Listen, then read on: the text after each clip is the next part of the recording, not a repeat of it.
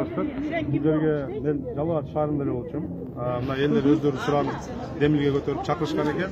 Мен ошол элдин назарына калбайын деп келип азыр биз жаңы эле сүйлөштүк.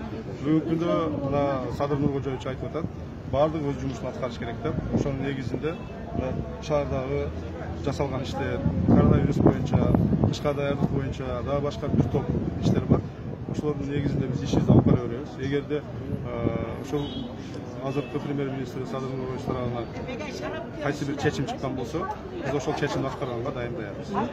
Кече сессияда эми депутаттар карады, ишеним билдирбейбиз деген да нерсени көтөрдү да негизинде. Ишенбөөчүлүк келтирүү. Ишенбөөчүлүк депутаттар бул мыйзам ченеми көрүнүш. Депутаттар мындай укугу бар. Мыйзам менен ошол укук депутаттарга берилген.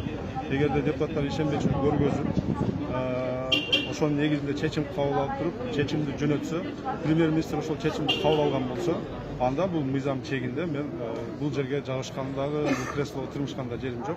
Дайым бошотуп бергенге мен кызмат үчүн ооруган инсан эмесмин. Кече өзүңүз да арыз жаздыңыз, өзүңүз жазгансызбы? Кече жазган арызды? Бул жерде мен ушул шаардын баягы тынччылыгы үчүн, мына көрдүңүздөр бул жерде жаат болуп, ар кандай бир баягы кызыктар тараптар болду. Ошондуктан бир стабилдүүлүк бизге биринчи кезекте бир да кызмат орун шаарыбыздагы стабилдүүлүккө арзыбайт да, бул татыбай турган нерсе. Ошондуктан ошонун негизинде бул мен баягы депутаттарга билдирүү иретинде арыз жазып бергенмин. Аны бүгүнкү күндө ошол өкмөт тарабынан эгер чечим кабыл алынса, ошол чечимге биз баарыбыз баш ийишибиз керек.